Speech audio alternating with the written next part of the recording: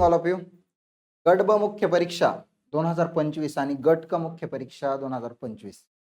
याला बघा, गट ब मुख्य परीक्षा 2025 ला 80 दिवस बाकी आहे शेवटचे आणि गट क मुख्य परीक्षेला 99 दिवस बाकी आहे, म्हणजे जवळपास 2.5 ते 3 महिने दोन्ही परीक्षांना बाकी आहे.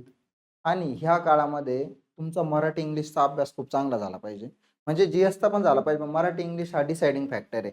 याच्यामध्ये तुम्हाला 80 प्लस प्रश्न एनी हाऊ बरोबर आणायचे, एनी हाऊ बरं का, पास व्हायचं असेल तर. त्याला पर्याय नाहीये. तुम्ही आजपर्यंतचे जेवढे रिझल्ट बघा मागच्या 2-3 वर्षातले, जे पण मुलं पास झालेले त्यांचे जे पेपर 1चा जो स्कोर आहे तो 160 प्लस आहे मोस्टली बरं का. म्हणजे एक्सेप्शनल केस सोडून द्या, पण 160 प्लस ज्यांचा स्कोर आहे तेच फायनल लिस्टमध्ये दिसलेले आहे आतापर्यंत. त्याच्यामुळं आजच्या व्हिडिओमध्ये मी तुम्हाला एक गोष्ट सांगणार आहे. तर इथून पुढे ज्या पण महत्त्वाच्या गोष्टी मला ज्या वाटतील त्या मी तुम्हाला सांगितलं. आता पीवायक्यूचे जेव्हा लेक्चर घेत होतो तेव्हा माझ्या एक लक्षात आलं.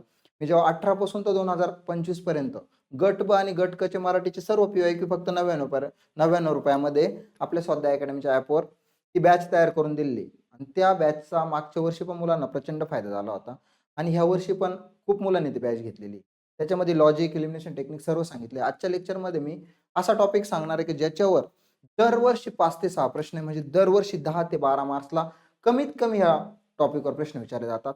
5-6 पेजेस आहे फक्त. मोरावाळंबे सरांच्या पुस्तकामध्ये 5-6 पेजेस जर तुम्ही व्यवस्थित वाचले, कारण हा पाठांतराचा टॉपिक आहे. तुम्ही म्हणाला आता याचे प्रूफ काय, तर ते प्रूफ तुम्हाला दाखवून देतो बघा.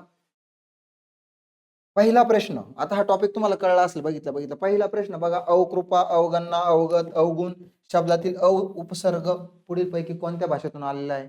तर हे जे उपसर्ग हे कोणत्या भाषेतून आलेले? संस्कृत भाषेतून आलेले. म्हणजे उपसर्ग घटित या शब्दांवर प्रश्न विचारला गेला. 2024 ची प्रश्नपत्रिका आहे बरं ही. 29 जूनला जो पेपर झाला होता त्याच्यामध्ये किती क्वेश्चन विचारले गेलेले ह्या टॉपिकवर ते दाखवते. पहिला प्रश्न बघा, उपसर्ग घटितवर विचारला. 5 नंबरचा प्रश्न विचारला होता, समोरासमोर तळ ठोकून होती ह्या वाक्यातील अधोरेखित शब्दाचा प्रकार ओळखा. समोरासमोर म्हटल्यावर तसली तसा रिपीट होतोय, द्वित्व होतोय, दुप्पट होती म्हणजे कोणता शब्द असणार? पूर्णाभ्यस्त शब्द असणार. पर्याय क्रमांक 3 याचा आन्सर आहे. बघा, त्याच टॉपिकवरचा हा दुसरा प्रश्न. आता तो टॉपिक कोणता आहे तुम्हाला कळला असेल, पण मी शेवटला सांगेल तुम्हाला कसा करायचा तो टॉपिक. बघा पुढचा क्वेश्चन 21 नंबरचा, उपसर्ग साधित शब्दांचे अचूक पर्याय ओळखा. परत आला बघा, उपसर्ग साधित व अचूक पर्याय ओळखायचा आहे. परत उपसर्ग घटितवर प्रश्न आला. त्याच्या पुढचा प्रश्न बघा, 22 नंबरचा प्रश्न, लाडी गुडी, ओळख, देख हे अभ्यस्त शब्दांच्या कोणत्या प्रकारची उदाहरणे आहे? आपल्याला लगेच कळतंय, बघितलं अंश अभ्यस्त असणार. ओके. चौथा प्रश्न आहे हा. पाचवा प्रश्न बघा, 47 नंबरचा, तद्भव शब्दांचा गट ओळखा. पाचवा प्रश्न म्हणजे 10 मार्क झाले.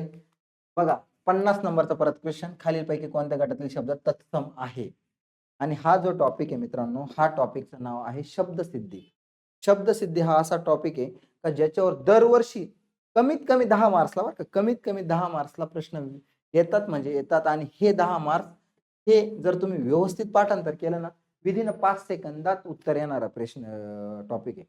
म्हणजे तुम्ही पाठांतर केलं आणि तद्भव शब्द कोणते, तत्सम शब्द कोणते, उपसर्ग घटित मधले कोणते कोणते उपसर्ग लागतात, प्रत्यय घटित मध्ये कोणते कोणते प्रत्यय लागतात, अंशाभ्यस्त शब्द कोणते, पूर्णाभ्यस्त शब्द कोणते, किंवा मग अनुकरणवाचक शब्द कोणते कोणते, देशी शब्द, विदेशी शब्द, ते सगळं जर व्यवस्थित केलं ना, पाठ करावं लागेल. आणि ते तुम्हाला दररोज करायचा टॉपिक बरं का. हा टॉपिक तुम्ही पेपरच्या आधी करून चालणार नाही. तुम्हाला डेली त्याच्यावर पाठांतर करणं, डेली वाचणे, देशी शब्द असतील, कन्नडी शब्द असतील, फारसी शब्द असतील, पोर्तुगीज शब्द असतील, हे पाठच करायचंय तुम्हाला दरवर्षी. बघा आता इथं हे टॉपिक दाखवले तुम्हाला, उपसर्ग, प्रत्यय घटित, अंशाभ्यस्त, पूर्णाभ्यस्त, तत्सम, तद्भव. असेच तुम्ही बघत असला बघा, पोर्तुगीज शब्द किंवा देशी शब्द विचारले जातात.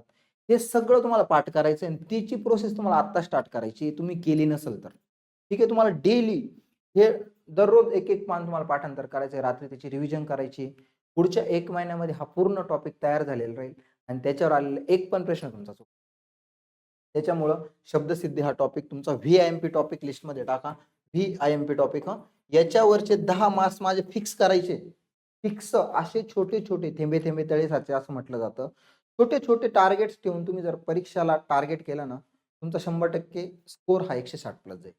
टार्गेट काय पाहिजे माझं, 180च आला पाहिजे स्कोर. तेव्हा कुठेतरी तुम्ही 170, 175, कारण ॲव्हरेज मुलं जे पहिले 50 आलेले असतात ना, पहिले 50 जे आहे ना रिझल्ट मधले, त्यांचा स्कोर हा 170च्या आसपास असतो.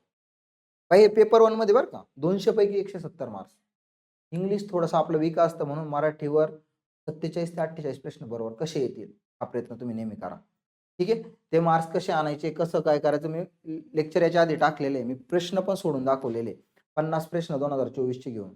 त्याच्यात लॉजिक, एलिमिनेशन, कमी वेळात उत्तर कसं काढता येईल, त्या सगळ्या गोष्टी त्या व्हिडिओमध्ये सांगितलेल्या आहे. डिस्क्रिप्शन बॉक्समध्ये मी त्याची लिंक देतो. तुम्हाला बघायचं असेल तर तो बघू शकता. पण अभ्यास करताना छोटे-छोटे टार्गेट्स ठेवून अभ्यास करा. ओके.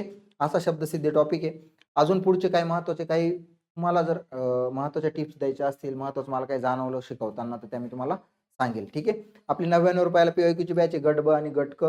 मराठीचे पूर्ण पी-वाय-क्यू घेतले 18 ते 25 तुम्ही घेऊ शकता. ती स्वाध्याय अकॅडमीच्या ॲपवर आहे. ठीक आहे. काही अडचण आली तर आमचा नंबर आहे 95 55 22 15 84 या नंबरवर कॉल करा.